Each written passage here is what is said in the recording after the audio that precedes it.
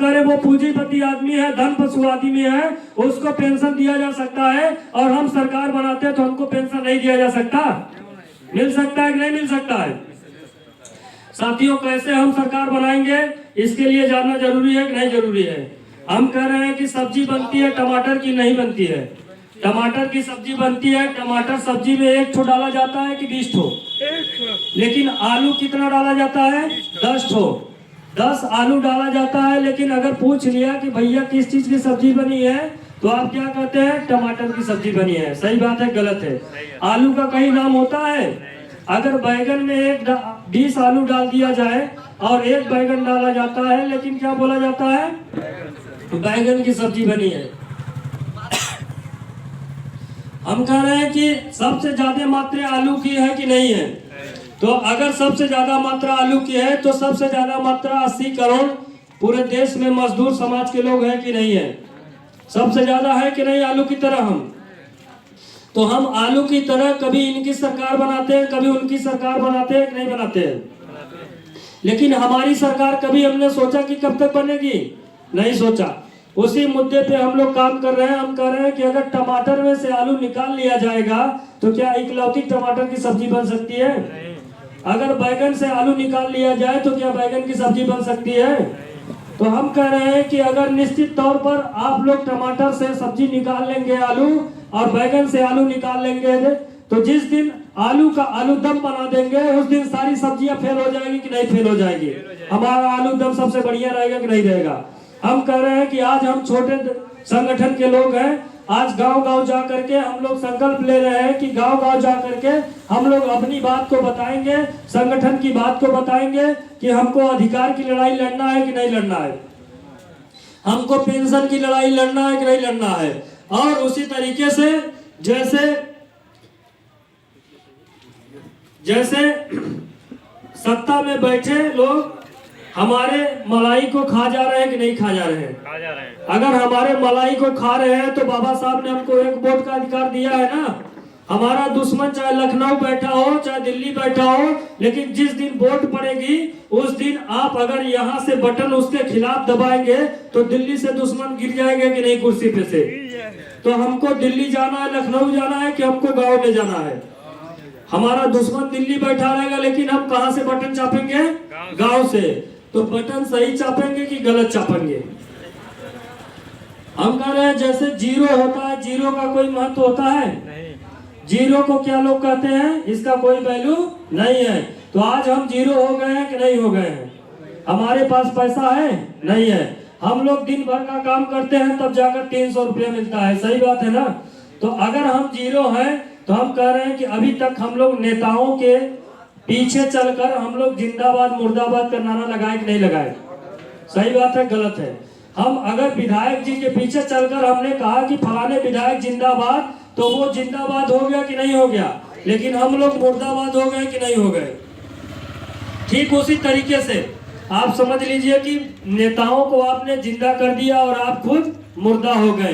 तो हम कह रहे हैं कि नेता जो ऐसे 1 से लेकर 9 तक गिनती हम लोग पढ़ते हैं कि नहीं पढ़ते हैं? अगर नेता बहुत ताकतवर होगा तो 9 तक ही जाएगा ना, उसके बाद हमारा सहारा लेगा कि नहीं लेगा? हम जीरो हैं कि नहीं है? 9 के बाद 10 आती है कि नहीं आती है? 10 के बाद हम जीरो लगते हैं तभी 10 होता है कि वैसे ही होता है? तो हमको अधिकार चाहिए कि नहीं चाहिए? अगर अधिकार चाहिए तो नेताओं को हमको बताना पड़ेगा कि हम संगठन के पदाधिकारी हैं, तभी हम काम कर पाएंगे। सही बात है कि नहीं गलत है? हम कह रहे हैं कि जीरो, अगर जीरो में कोई महत्व नहीं होता, लेकिन जिस दिन आप लोग राष्ट्रीय मजदूर विकास समिति संगठन का कैडर पढ़ लेंगे और गांव-गांव जा करके लोगों को पढ़ा देंगे, उस दिन जिस दिन 1 के पीछे जीरो लगता है, अगर हम लोग 1 के आगे जीरो लगा दिए तो 0 × 1 बराबर 0 हो गया कि नहीं हो गया?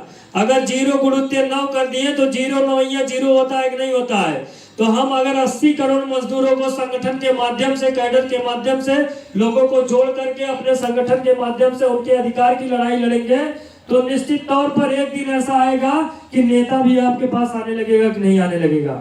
आपसे कहेगा कि भैया हमको वोट दीजिए और हम आपके अधिकार की बात सदन में करेंगे।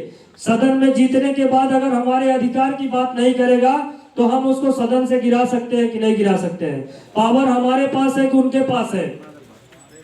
तो अगर पावर हमारे पास है तो एक कहावत कहा गया है कि ऐसे ही दुनिया में नाम नहीं होता, यूं ही कोई महान नहीं होता, जब तक पड़े ना छिन्नी हथौड़ी की मार तब तक कोई पत्थर भगवान नहीं होता।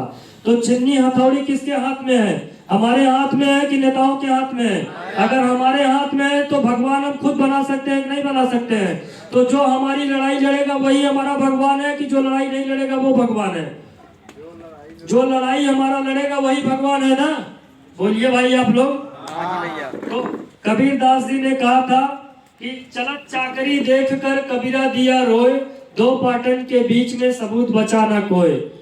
इसका मतलब कि अमीरी और गरीबी की लड़ाई को देखकर कबीर दास जी ने रो दिया कि जो लड़ाई हो रही थी उसमें सिर्फ एक तरफ से गरीब ही मारा जा रहा था, कहीं पूंजीपति नहीं मारा गया, हर जगह गरीब मारा जा रहा था। इसीलिए कबीर दास जी ने रो दिया, यह कैसा देश है जहां सिर्फ गरीबों का अत्याचार, शोषण, जुल्म, अपराध होते जा रहे हैं और निरंतर हमारे लोगों से आज भी रिश्वत और घूस मांगी जाती है।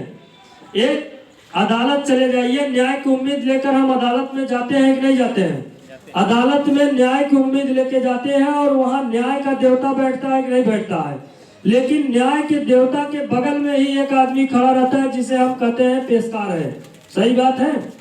और एक चपरासी खड़ा रहता है। तो हम कह रहे हैं कि चपरासी को और पेशकार को और जज को पैसा सरकार देती है कि नहीं देती?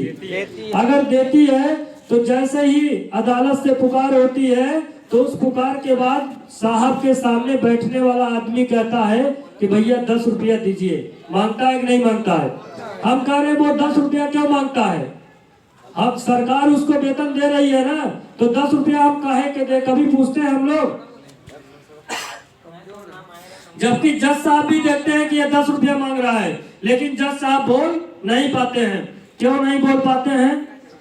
अदालत में आप देखते हैं कि एक महिला खड़ी रहती है तराजू लेकर के, और उसके आंख पे पट्टी काली बंधी रहती है कि नहीं बंधी रहती है? उस काली पट्टी, आप प्रैक्टिकल करना सीखिए। अगर आपके आंख के ऊपर मैं काली पट्टी बांध दूं तो आपसे कहूं कि तराजू से तौल करके दोनों पसना बराबर कर दीजिए, तो कर सकते हैं आप?